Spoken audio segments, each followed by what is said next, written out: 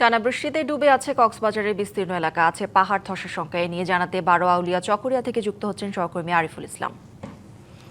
আরিফ, কক্সবাজারে এখন কি পরিস্থিতি বিরাজ করছে জানাবেন।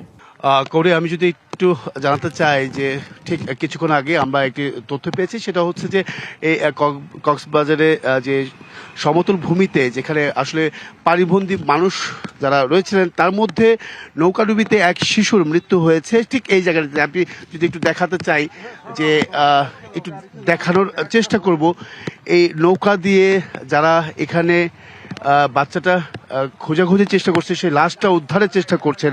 এই নৌকা যারা চালাচ্ছেন বা এখানকার যারা স্থানীয় তারাই কিন্তু আসলে মূলত তাদের আত্মীয়স্বজন তারাই কিন্তু মূলত এখানে তার উদ্ধার কাজে নিয়োজিত আছেন। কারণ এই কক্সবাজারে এই জায়গাগুলোতে আসলে ফায়ার সার্ভিসের কোনো কর্মী বা এই সাহায্য করার যে অবস্থা বা সরকারের পক্ষ থেকে যে ধরনের ব্যবস্থাপনা থাকে সেই ব্যবস্থাপনাটা নেই।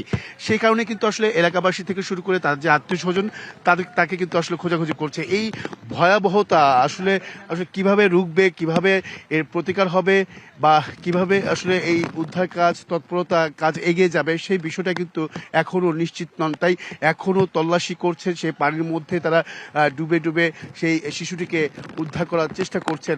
এখানে অনেকে আছেন। আপনারা কতক্ষণ ধরে চেষ্টা করছিলেন? 2 ঘন্টা 3 ঘন্টা হবে। বুঝে পেয়েছেন? পাই নাই।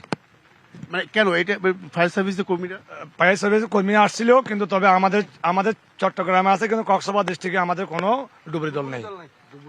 আবেদন করছিল, ফায়ার সার্ভিসের লোকে বলছে যে আবেদন করছিল। জি জি, এখানে বারবার একটা ঘটনা ঘটে, প্রতি বর্ষা মৌসুমে যখন বন্যা হয় এখানে তো প্রচুর, আমরা বন্যা কবলিত এলাকাটা, তো এখানে আমাদের এই 3টা ওয়ার্ডে মিলে একটা আশ্রয় কেন্দ্র নাই। এদের বাড়ি যখন চালসহ ডুবে যাচ্ছিল, ওরা কোন রকম বাঁচার জন্য একটা আশ্রয় স্থানে যাওয়ার জন্য এদিকে আসতে চাইছিল, ওখানে অ্যাক্সিডেন্টটা হয়ে গেল।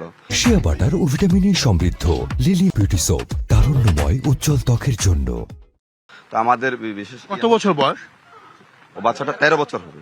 আরো দুই ছোট বোন ছিল, ওরা হাসপাতালে ওরা আহত হয়েছিল, ওদেরকে উদ্ধার করা হয়েছে। তো মূলত আমাদের একটা আশ্রয় কেন্দ্র। একজন মারা গেছে, মারা গেছে দুজন হাসপাতালে মারা গেছে একজন। পানিতে ছিল, মনে করেন নৌকাতে ছিল 3 জন, মা বাপ।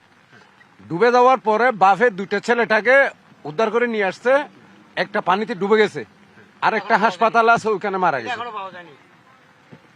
শুনছিলেন করি এখানে যে আমি যে সমতল ভূমির যে অবস্থাটা, সেই পাহাড়ের ঢল, সেই পাহাড় থেকে যে বৃষ্টির পানিগুলো নেমে এই ঠিক সমতল ভূমিতেই কিন্তু মূলত পানি বা পানিবন্দী লাখো মানুষ এই কক্সবাজার, উখিয়া, লামা এই সমস্ত এলাকাগুলোতেই কিন্তু আসলে মূলত সাধারণ এই ভুক্তভোগীদের আশ্রয়স্থল নেই, পাশাপাশি তাদের যে খাদ্য চিকিৎসা কোনো কিছুর আসলে ব্যবস্থা নেই বললেই চলে। সেই অভিযোগ আকারে কিন্তু বলছিলেন। তো এই ছিল আসলে করে এখান থেকে সব শেষ করে। আরিফ, ধন্যবাদ আপনাকে।